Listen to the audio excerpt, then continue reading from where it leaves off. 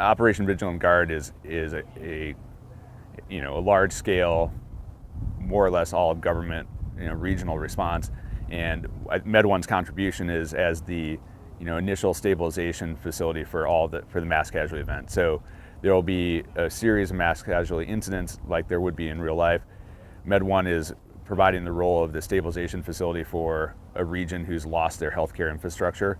And so what we're contributing is the ability to stabilize, hold, account for all of these casualties, interact with both the Guard and local emergency management to give them accountability for how many people were injured, provide those life-saving interventions, and then help them with tracking where the patients are going. And for us, it's just another great opportunity to go and interact with the people who are going to be there on the ground when something really happens. Med-1 is part of a division called Mobile Medicine at Carolina's Med-1, and part of that division is our critical care transport division. So we actually have helicopters, we have fixed wing, and then we have ground transport. They will deploy with us only based on what the request is from the region where we're deploying. So usually what we do is we set up and we integrate with either local EMS or critical care transport, or integrate with the Guard. And the advantage of having our staff the way it's designated is about 75% of our staff work for our air critical care transport. So our nurses and our paramedics all are familiar with setting up LZs, communicating with pilots, and then approaching helicopters safely. So we know how to load, offload, transport, and so we can integrate really easily, set up an LZ, talk to the operations center, and make sure that the communication is very clear.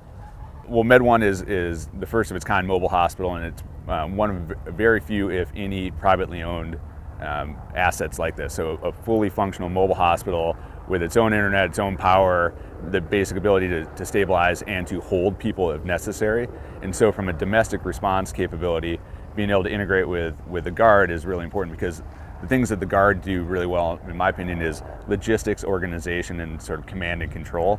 And so when you come into a response situation, you guys have helicopters, you can transport people, you can do search and rescue with local teams as well. And we can provide large-scale fixed facility to receive, stabilize, and then determine where in the region patients need to be transferred. So if you have a region affected by a hurricane, an earthquake, a tornado, where they've lost infrastructure, we can hold people until either that infrastructure is stabilized, or we say we're going to move to the next hospital, which happens to be 2 or 3 hours away. So we can provide that support for the Guard.